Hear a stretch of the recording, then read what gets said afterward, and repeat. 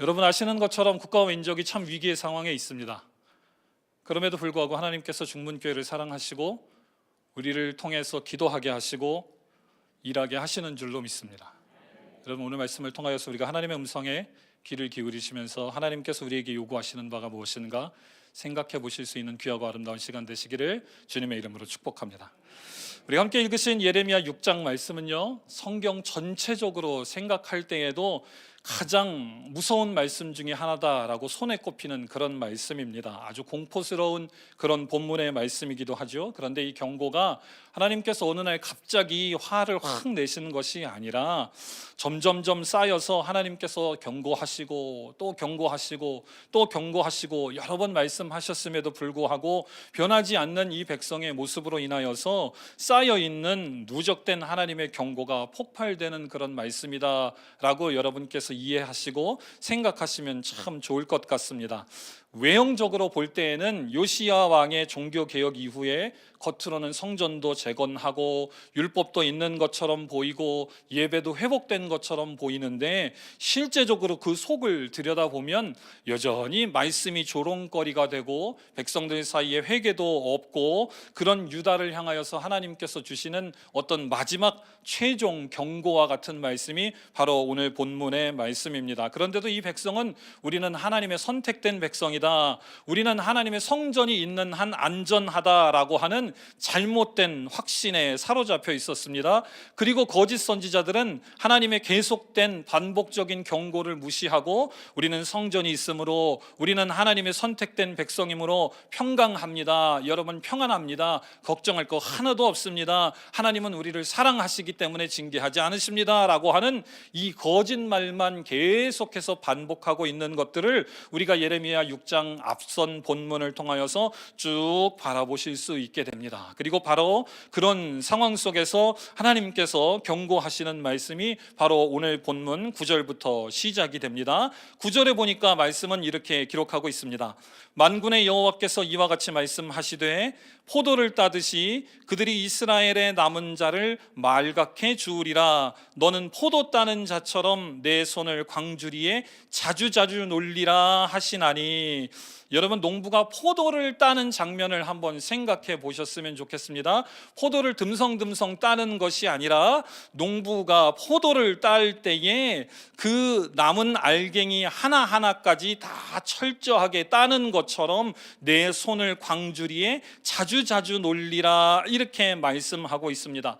잎사귀 사이사이 동굴 샅샅이 뒤져가지고 숨겨진 포도알 하나하나까지 다 따는 것처럼 여기 뒤에 무서운 하나님의 진노가, 경고가 숨겨져 있는데요, 그렇게 숨겨진 포도알 하나하나까지 다 따는 것처럼 이스라엘의 적군들이 모든 이스라엘의 사람들, 숨어있는 자들까지 끝까지 하나하나 포도 따는 사람이 포도알 남은 거 하나하나 다 따는 것처럼 그 모든 사람들을 끝까지 남은 한 사람까지 샅샅이 다 찾아내서 철저히 파멸시키겠다라고 하는 하나님의 경고의 말씀이 9절에 시작이 됩니다. 그리고 이 경고의 말씀의 대상을 보니까 11절에 보십시오. 여호와의 분노가 내게 가득하여 참기 어렵도다. 그것을 거리에 있는 아이들과 모인 청년들에게 부으리니 남편과 아내와 나이든 사람과 늙은이가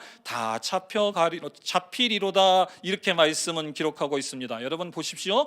포도 숨겨져 있는 한 알 한 알 홀딱 다 남은 것 없이 몽땅 다 따는 것처럼 숨어져 있는 사람뿐만 아니라 거리에서 뛰노는 아이들뿐만 아니라 모인 청년들뿐만 아니라 남편뿐만 아니라 아내뿐만 아니라 나이든 사람, 늙은이들, 그 모든 사람들에게 하나님의 진노가 쏟아질 것이다 라고 하는 아주 무시무시한 경고의 말씀이 오늘 말씀을 통하여 이어지고 있습니다. 12절에도 보니까요, 내가 그 땅 주민에게 내 손을 펼 것인즉 그들의 집과 밭과 아내가 타인의 소유로 이전되리라, 이렇게 말씀하고 있습니다.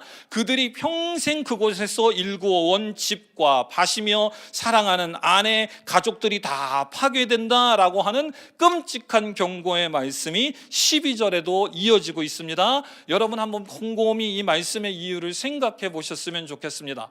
하나님께서는 은혜의 하나님이시고 사랑이 많으신 아버지시고 자비와 긍휼이 풍성하신 아버지 하나님이시고 오래 참으시는 아버지 하나님이신데 왜 이 아버지 하나님께서 이 백성을 향하여 그들을 철저히 부수겠다, 숨어져 있는 사람까지 다 찾아서 회파시키겠다, 어린아이뿐만 아니라 나이든 사람까지, 가정뿐만 아니라 아내 남편까지 모든 사람들을 다 진멸하겠다라고 하나님께서 경고하고 계시는가? 여러분, 그 이유를 우리가 8절 말씀을 통하여서 함께 발견하실 수 있었으면 좋겠습니다. 우리 8절 말씀 함께 같이 읽어보도록 하겠습니다. 시작. 예루살렘아, 너는 훈계를 받으라. 그리하지 아니하면 내 마음이 너를 싫어하고 너를 황폐하게 하여 주인이 없는 땅으로 만들리라. 아멘. 하나님께서 왜 이런 심판의 경고를 하고 계십니까? 이스라엘 백성들이요, 스스로 생명의 줄인 말씀을 끊어버렸기 때문입니다. 그들이 하나님의 말씀으로부터 떠났기 때문입니다. 하나님께서 경계하시고 경고하시고 그리로 가지 말라라고 말씀하셨음에도 불구하고 하나님의 말씀 반대편으로 가고 있기 때문입니다. 회개라고 하는 것의 뜻을 여러분 이미 잘 알고 계시죠? 돌아서는 것입니다. 180도 돌이키는 것입니다. 그런데 이 백성은 입술은 살아있을지는 몰라도 하나님께서 명령하신 말씀의 방향으로 가기보다 여전히 자기들이 원하는 삶을 추구하면서 자기들의 육신의 삶을 위하여서, 자기들의 육신의 즐거움을 위하여서 끊임없이 계속해서 하나님의 말씀으로부터 멀어졌기 때문에 이제는 하나님의 심판, 이제는 하나님의 이 무섭고도 끔찍한 철저한 회파가 그들 앞에 기다리고 있다라고 오늘 말씀은 기록하고 있는 것입니다. 자, 여러분, 그러면 이와 같이 하나님의 말씀을 잃어버린 하나님의 백성, 하나님의 말씀을 잃어버린 교회의 증상이 어떠한가 여러분과 잠깐 생각해 보기를 원합니다. 하나님의 말씀을 잃어버리면 그 사람은 어떻게 되는가? 하나님의 말씀을 잃어버린 민족은 어떻게 되는가? 하나님의 말씀을 잃어버린 교회는 어떻게 되는가? 그리고 오늘 나의 신앙은 어떤가? 그리고 오늘 우리 교회는 어떤가? 그리고 더 크게 한국교회는 어떤가? 여러분 진단해보고 말씀의 이 진단서 앞에 우리의 모습을 비교해 보실 수 있었으면 좋겠습니다. 10절에 보니까요, 이렇게 기록됩니다. 내가 누구에게 말하며 누구에게 경책하여 듣게 할꼬 보라, 그 귀가 할례를 받지 못하였으므로 듣지 못하는도다.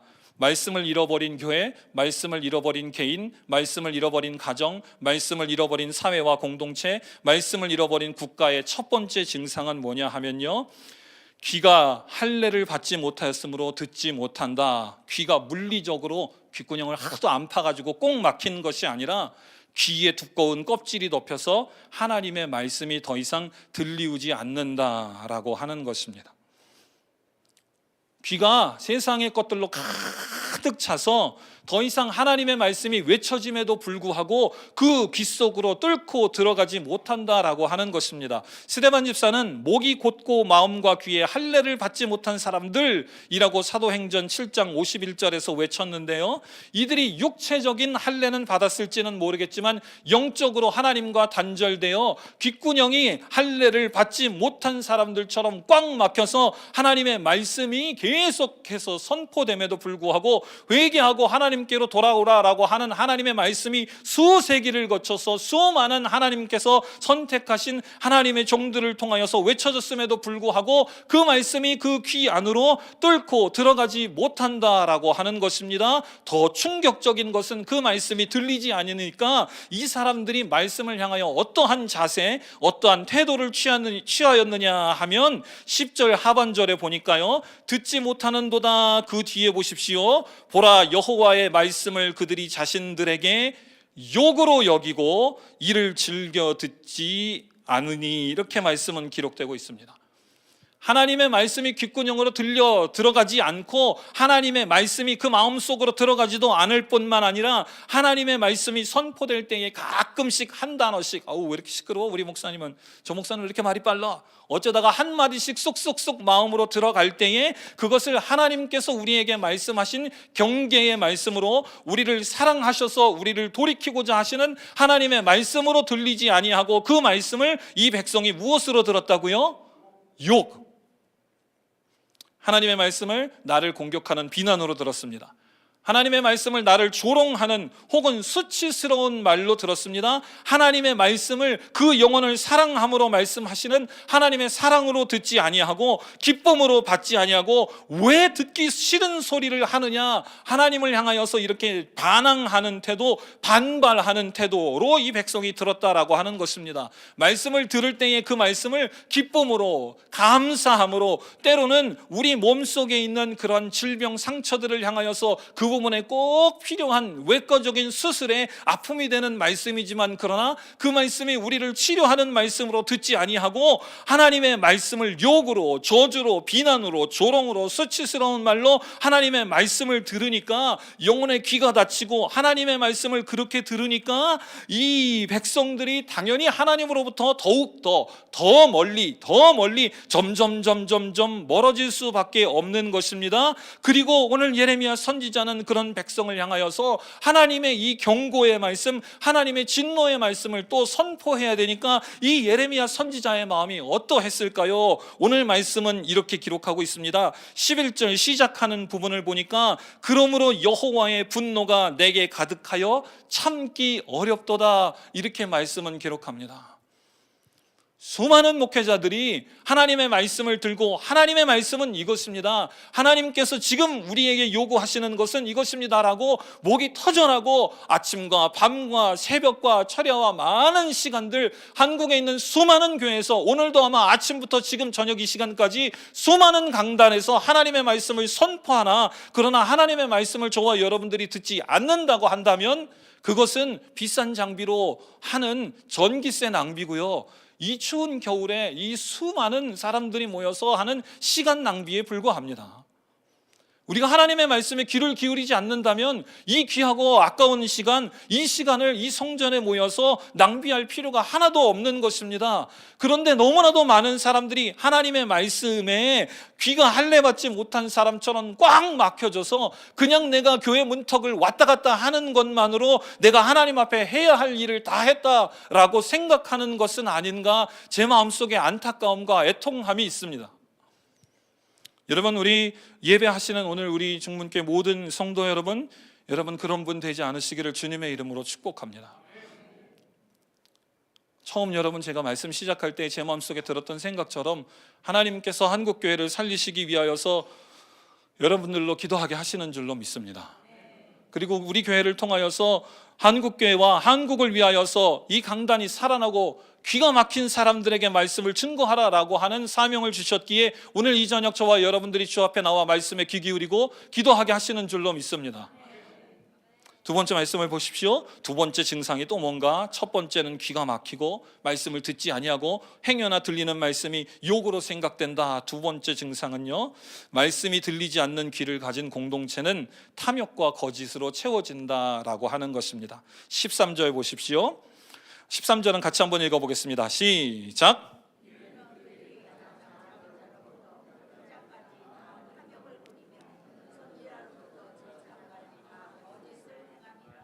네, 오늘 하나님 말씀 전하는 자리니까 저는 정치에 대하여서 이야기하지는 않겠습니다. 저는 정치인이 아니기 때문에 정치도 모르고 강단에서 하나님의 말씀을 증거하는 사람의 역할이 제 역할이기 때문에 제가 어떤 특정한 사람이나 특정한 정당이나 특정한 정파를 놓고 이야기하는 것은 아닙니다. 그러나 하나님의 말씀에서 떠난 공동체는, 하나님의 말씀에서 떠난 개개인은요, 하나님의 말씀에서 떠난 가정은 귀에 할례 받지 못해서 하나님의 말씀을 듣지 않을 뿐만 아니라 하나님의 말씀을 욕으로 생각할 뿐만 아니라 여러분께서 지금 여러분의 입술로 읽으시고 고백한 것처럼 하나님의 말씀에서 떠난 그 사람들은 작은 자부터 큰 자까지 다 탐욕을 부린다라고 성경은 이야기하고 있습니다. 좀 더 원문의 뉘앙스를 살려서 제가 여러분께 설명을 드리면, 작은 자부터 큰 자까지, 작은 상황에서 큰 상황까지 모든 상황에서 다 부당한 이익을 취하기 위하여서 어떻게 하면 내가 놀고 먹을 수 있을까? 어떻게 하면 내가 거짓말해서 조금 더 뜯어먹을 수 있을까? 이런 부당한 이익을 정치하는 사람들뿐만 아니라 밑에 백성들뿐만 아니라 더 어려운 사람까지 사회적인 지위를 막론하고 높고 낮음을 막론하고 모두 다 물질의 영, 만몬의 영에 사로잡혀서 이와 같은 일을 한다라고 하는 것입니다. 그리고 더 절망적인 사실은 뭐냐 하면 정치하는 사람들이나 장사하는 사람들이나 일반 백성들만 그럴 뿐만 아니라 여기 말씀해 보니까 선지자로부터 제사장까지 종교 지도자들까지도 다 이와 같은 탐욕스러운 영에 사로잡혀서 하나님으로부터 더욱 더 멀어진다라고 오늘 말씀은 기록하고 있습니다.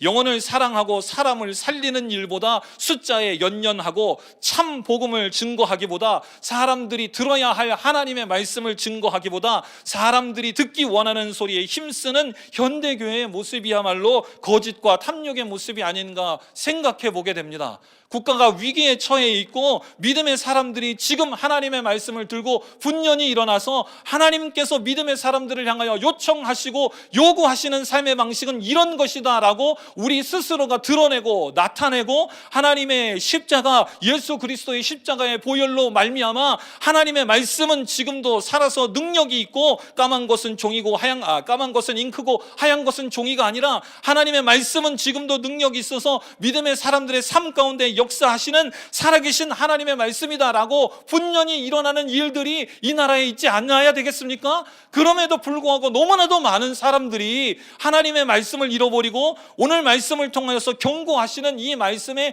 현상처럼 하나님의 말씀으로부터 너무나도 멀어져 가고 있다라고 하는 것입니다.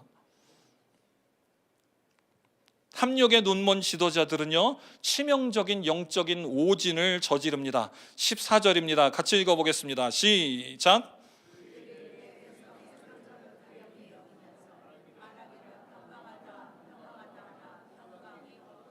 아멘. 종교 지도자들이, 선지자들이, 제사장들이 하나님의 말씀으로 멀어져서 탐욕스러운 삶을 살고 하나님의 뜻으로부터 멀어지니까 그 백성이 처한 실제 상황, 지금 그들에게 어떤 하나님의 말씀이 필요한가, 하나님께서 그들에게 무엇이라고 말씀하기를 원하시는가, 그 참 말씀을 증거하기보다 그 백성의 실제 상황을 제대로 진단하지 못하고 가볍게 여긴다, 이렇게 말합니다. 여기서 말하는 상처는요 어디 지나가다가 돌부리에 툭 걸려가지고 넘어져서 가볍게 까진 그런 찰과상의 상처를 이야기하지 않습니다. 여기서의 상처는 뼈가 으스러지는 골절상, 완전히 박살난 상태를 말합니다. 그러면 그런 상처를 가진 사람들에게 때로는 외과적인 수술이 필요할 때도 있죠. 어르신들이 넘어지시면 잘 못 일어나신다라고 하는 이야기를 많이 듣습니다. 제가 미국에 있는 이민교회에서 오랫동안 사역하다 보니까 두 교회에서 저하고 제 아내가 제일 젊은 성도였거든요.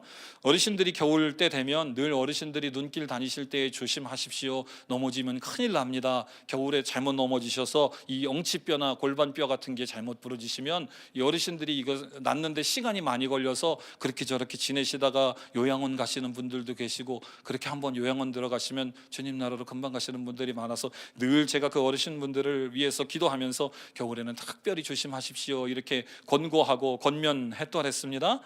뼈가 으스러지는 그런 골절상, 그러면 어떻게 치료할 수도 없죠. 이 엉치뼈 같은 데는 수술도 못한다고 하더라고요. 이 백성이 그렇게 심각한 상태에 있는 것입니다. 그런데 지도자들은 이것을 사소한 문제로 생각합니다. 이거 아픈 거는요 그냥 타이레놀 하나 드시고 한 이틀 주무시면 괜찮아요. 여러분 그렇게 생각하십니까? 어쩌면 이 거짓 선지자들은 겉으로 보기엔 사기꾼이 아닌 것처럼 보일 수도 있습니다. 왜냐하면 이 선지자들은 이야기하기를 우리는 하나님의 백성이니까 괜찮습니다, 우리 오늘 예배당에 이렇게 많이 모여가지고 기도하고 설교 1시간 들었으니까 괜찮아요, 하나님 우리를 사랑하시기 때문에 괜찮습니다. 겉으로 볼 때 그들이 참 하나님을 사랑하는 선지자인 것처럼 보였을 수도 있습니다. 그러나 죄에 대한 통렬한 지적, 회개 없는 평화 선언은요 이 백성을 잘못된 길로부터 돌이킬 수 있는 마지막 기회조차 뺏는 가장 잔인한 영적 살인 행위인 것을 우리가 생각해 봤으면 좋겠습니다. 환자에게는 환자라고 이야기해야죠. 암 환자에게는 듣기 싫어도 당신은 암입니다라고 올바로 진단하는 것이 필요합니다. 그런데 이 백성은 하나님의 말씀으로부터 멀어졌기 때문에 귓가에 하나님의 말씀이 들리지 아니하고 가끔씩 들려지는 말이 욕으로 생각되고 하나님의 말씀으로부터 더욱더 멀어지니까 이렇게 탐욕으로 또 거짓된 평강하다는 메시지로 점점 하나님으로부터 멀어지게 됩니다. 자, 그리고 극단에 치닫게 됩니다. 15절입니다. 같이 한번 읽어보겠습니다. 시작.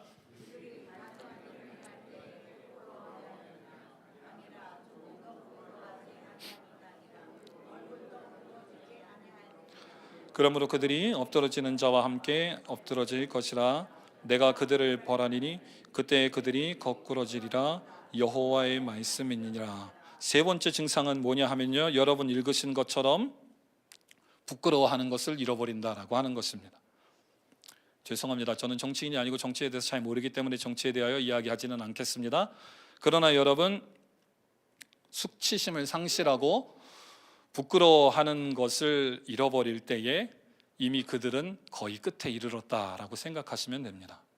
이한 목사의 개인적인 말이 아니라 하나님의 말씀에 그렇게 기록이 되어 있기 때문입니다.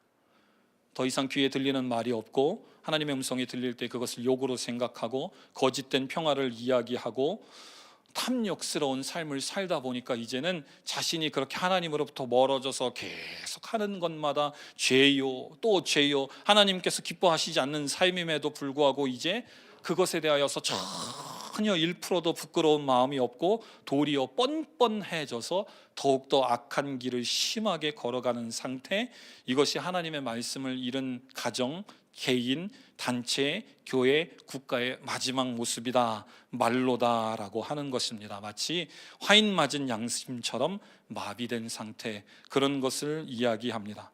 남들도 다 하는데 나 하면 뭐 어때? 이 정도쯤은 관행이지 뭐. 이 정도 안 하고 사는 사람도 있어? 이렇게 얼굴 붉힐 줄 모르는 사람이 있다면 이미 그 공동체는, 이미 그 가정은, 국가는 심각한 상태에 처해져 있는 것입니다. 제가 목회하면서 이 찬양을 참 싫어합니다. 어떤 찬양인지 여러분 한번 들어보시겠습니까? 여러분도 다 아실 것 같아요. 내 안에 사는 이 예수 그리스도니.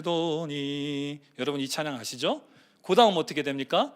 나의 죽음도 유익함이라. 제가 이 찬양을 제일 싫어해요.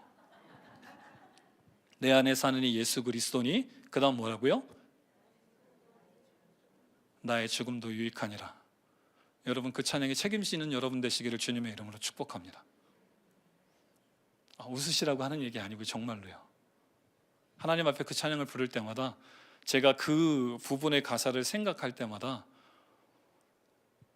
노래를 끝까지 이어 부를 수가 없겠더라고요. 하나님은 거룩하신 분이십니다.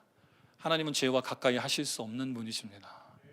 내가 하나님의 말씀을 들고서는 목사로 하나님의 말씀을 한 절 펴고 그 하나님의 말씀이 오늘 나에게, 이 말씀을 듣는 성도들에게 어떤 의미가 있는지 강해 설교도 한 줄 하지 못하면서 복음을 증거하는 사람이라고 내가 하나님 앞에 부끄럼 없이 설 수 있을까요? 하나님의 정의를 이루기 위하여서 나같이 죄 많고 부끄러운 사람은 방금 그 찬양처럼 죽는 것이 하나님의 역사에 더 유익할지 모르는데 그런 생각들을 하게 됩니다. 하나님이 살아계셔서 역사하시는 분이시라면 우리를 사랑하셔서 우리 기도를 들으시고 응답하실 뿐만 아니라 하나님 나라의 공의, 하나님 나라의 정의, 하나님의 거룩하심을 이루기 위하여서 우리가 하나님의 말씀에서 떠날 때에 하나님의 진노가, 하나님의 책망이 오늘 말씀에 기록된 것처럼 하나님의 이 무서운 심판이 팍 임하여야 참으로 그 하나님은 거짓말하시는 하나님이 아니시라 이 시대에서 살아계신 하나님이시구나, 하나님의 영광이 확 드러날 텐데 우리는 그 하나님의 뜻을 너무나도 생각하지 않고 가볍게 여기고 내 중심에서 내 위주로 하나님 내가 원하시는, 내가 요구하는, 내가 즐거워하는, 내가 필요하는 기도에만 하나님 응답하셔야 하나님 살아계십니다. 우리 이런 아주 로우 퀄리티의 낮은 신앙에서 믿음 생활을 하다 보니까 오늘 한국교회가, 오늘 한국이, 이 나라가, 이 정치가 이렇게 변하는 것은 아닌가.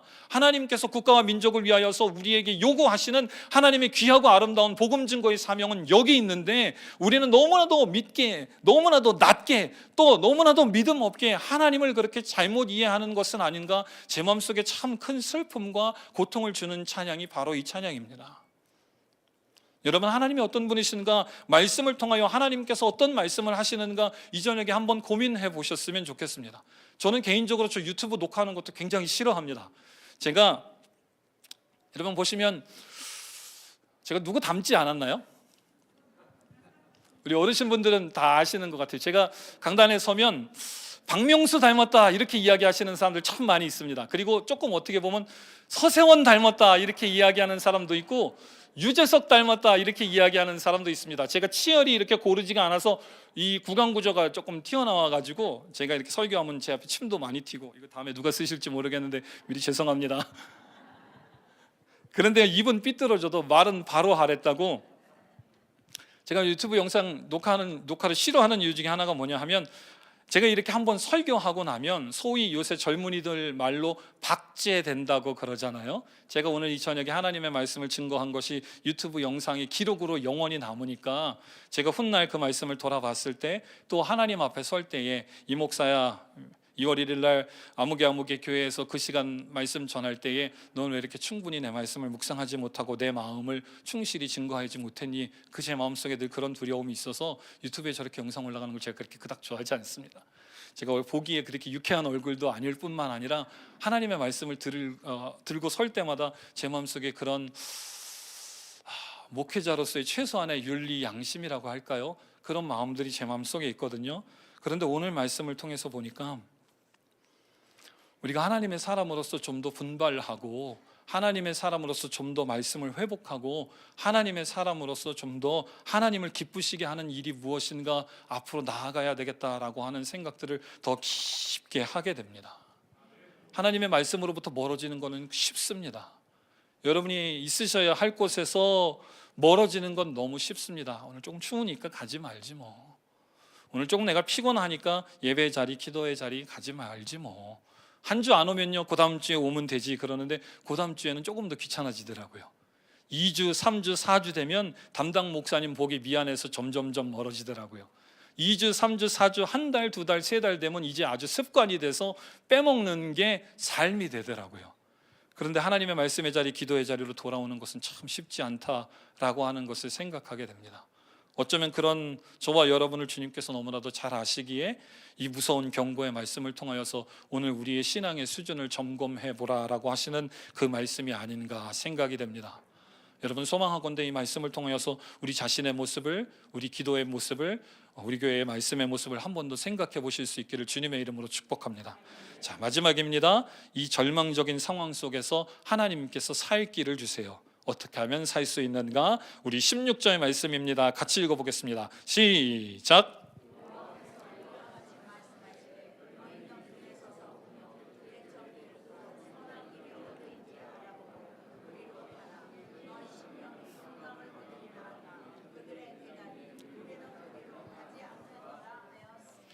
아멘. 여러분, 말씀 읽으신 대로 잘 보십시오. 너희는 길에 서서 보며 옛적 길, 곧 선한 길이 어디인지 알아보고 그리로 가라. 그러면 너희 심령이 평강을 얻으리라. 하나님께서는 이렇게 말씀하십니다. 분주한 발걸음, 세상의 스타일로 살아가는 모든 삶의 방향을 딱 멈추고 믿음의 선조들이 걸었던 옛적 길이 어디인가 묻고 찾으라라고 하는 것입니다.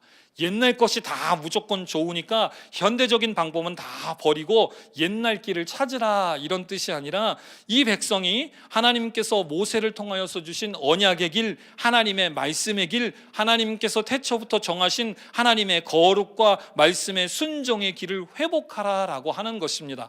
빠르게 변하는 세상의 길, 성공의 길, 지혜를 가장한 불법의 길, 유행의 길, 다른 사람들의 머리를 밟고 올라가는 길, 관행의 길, 이런 것을 것을 쫓지 말고 어제나 오늘이나 내일이나 영원토록 변함없는 하나님의 진리의 길, 복음의 길을 수호하라, 이런 말씀입니다. 그리고 이것에서 그치지 말고 그 길을 꾸준하게 믿음으로 걸어가라라고 하나님께서 명령하시는 줄로 믿습니다. 사랑하는 성도 여러분, 오늘 이 말씀을 통하여서 우리가 걸어야 할 길은 무엇인가? 여러분 그 길을 발견하시는 여러분 되시기를 주님의 이름으로 축복합니다. 그러므로 말미암아 오늘 말씀에서 약속하신 것처럼 그리로 가라, 그럴 때에 너희 심령이 평강을 얻으리라 하신 것처럼 하나님의 뜻이 때로는 위험해 보이는 것 같고, 하나님의 뜻대로 걸으면 내가 손해보는 것 같고, 하나님의 뜻대로 살아갈 때에 내가 다른 사람들에게 손가락질 받는 것 같지만, 그러나 그것이 하나님께서 우리에게 요구하시는 길일 뿐만 아니라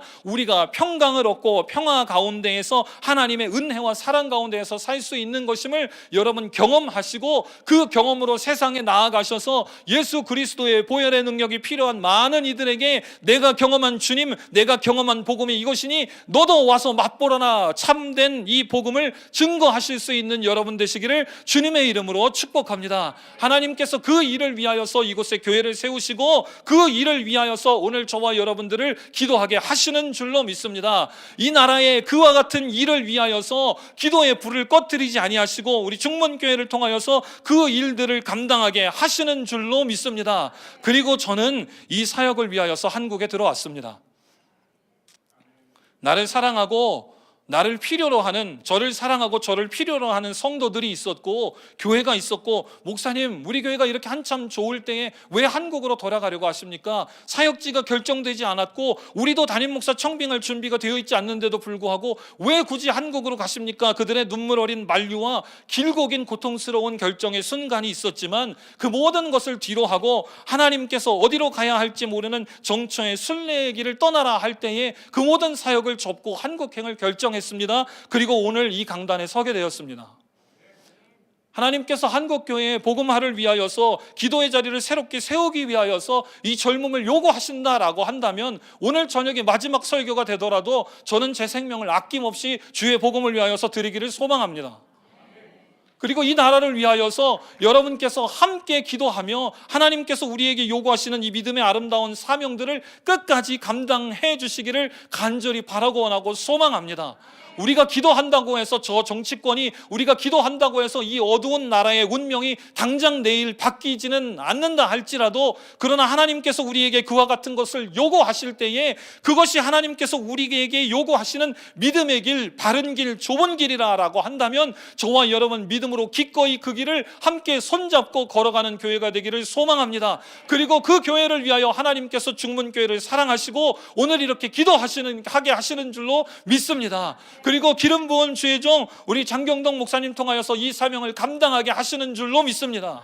여러분 세상을 한번 살펴보십시오. 오늘 말씀의 진단처럼요, 강단에서 복음이 얼마나 많이 사라졌는가 생각해 보십시오. 강해 설교를 한다고 하면서 성경 한 구절 읽고 하나님의 말씀에 대하여서 제대로 말도 하지 못하고 성경책을 앞으로 넘겼다가 뒤로 넘겼다가 여기서 한 구절 여기서 한 구절, 사람들이 좋아할 만한 온갖 이상한 이야기, 웃긴 이야기, 걸레된 누더기 같은 설교, 그것을 설교라고 하면서 하나님의 말씀이라고 외치면서 평안합니다, 평안합니다, 코스피 지수가 어디를 넘었고 삼성전자 주가가 최고입니다, 복받으라 이야기하고 영적인 질적인 성장이 아니라 양적 성장에 목을 매면서 애통함과 통회함과 자복함과 이런 회개함 없는 교회면서도 부끄러움을 잃은 채 뻔뻔하게 살아가고 있는데, 하나님의 경고의 말씀이 이와 같이 우리의 마음속에 경종을 울리고 있는데, 여러분 이런 국가와 한국 교회를 위하여서 다른 교회 아니라 우리 중문교회가 기도하지 않는다면 누가 기도할 수 있겠습니까?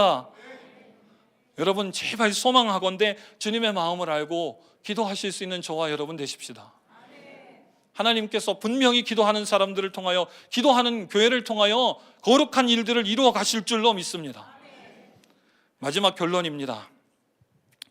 그런데 저와 여러분이 걸어가야 할 그 길이 결단코 쉽지 않은 것 같습니다. 말씀을 보십시오.